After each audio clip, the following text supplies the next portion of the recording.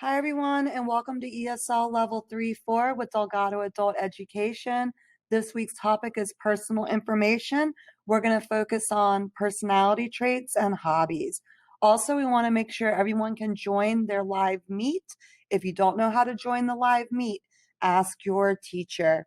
But for today, let's identify some gerunds, which are nouns created by adding ing to a verb. We'll use more than, less than, and as much as to make comparisons, and we will write and talk about your personality and hobbies. So characteristics, personality traits. Let's start by reading a short fable from Aesop. Think about these questions as you are reading. Which characteristics would you use to describe the bull? And which characteristics would you use to describe the gnat? Put the video on pause and read it to yourself, and then we'll come back and read together. All right, welcome back, everybody. The gnat and the bull. A gnat flew over the meadow with much buzzing for so small a creature and settled on the tip of one of the horns of a bull. After he had rested a short time, he made ready to fly away. But before he left, he begged the bull's pardon for having used his horn for a resting place. You must be very glad to have me go now, he said. It's all the same to me, replied the bull. I did not even know you were there. So what could we say about the bull? Is the bull easygoing or impatient? Is the gnat competitive or thoughtful? Well, there's a lot of personality traits for both the bull and the gnat.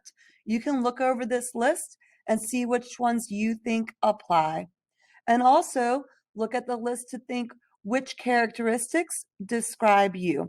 If you don't know the definition of one of the words, you can click on the line under the word and it will take you to the definition. So we have some sentence frames for you to fill out after you've looked over all of the vocabulary. And there's no right or wrong answer. Just put what feels right to you and copy them down and fill in the blanks just for practice. Also, there's a set of sentence frames about yourself. How would you describe your personality? How would other people describe you? And how would you describe your family members? Okay, let's move on and talk about hobbies. We don't want to make this video too long. So we'll look at nouns that look like verbs when we talk about hobbies. These special nouns are called gerunds, and a gerund can be the subject of a sentence or the direct object of a verb in a sentence. So they can come in the beginning or the end. And we create gerunds by adding ing to verbs to create nouns, such as running is a good way to lose weight. In this sentence, running is an activity, and activity is a thing. So running is a noun in this sentence. This is very common with a lot of verbs. We can just add ing to them. And depending how they're used in the sentence, they can act as nouns, as activities that we do. So we also have in here a fuller definition of a subject and the object in a sentence. You can go over that sort of thing with your teacher. Let's look at the vocabulary for hobbies. We have, and all of these are gerunds. We have sightseeing, gardening, sharing, hanging, playing, joyriding, cycling, chilling, skateboarding, strolling, cooking, and working. We also have for you some sentences here that you can read out loud or copy down to practice using these different words. They are all used as nouns in these sentences. So let's look at some images to really get these gerunds secured in our mind that they are activities. So what are the people doing here? They are swimming. And swimming is great exercise. And the people here are dancing, and ballerinas practice dancing regularly. And this guy here is fishing, and fishing can be very relaxing. What are the people doing here? Well, they are strolling. Many people participate in strolling clubs. And what about here? We can say freezing. And People avoid freezing their toes off out of necessity. Freezing your toes off is no good. Here we have pruning or gardening. Many people love gardening. Love is the verb. Gardening is the noun that they like. These guys look very cool. What are they doing? They are hanging out. Hanging out is common for teenagers. Here, we know what he's doing. He is playing the trumpet. Playing the trumpet is great exercise for your lungs and face. And then these people are cycling. Cyclists can invest a lot of money in cycling. And then we have joyriding. Joyriding is very popular. And sharing.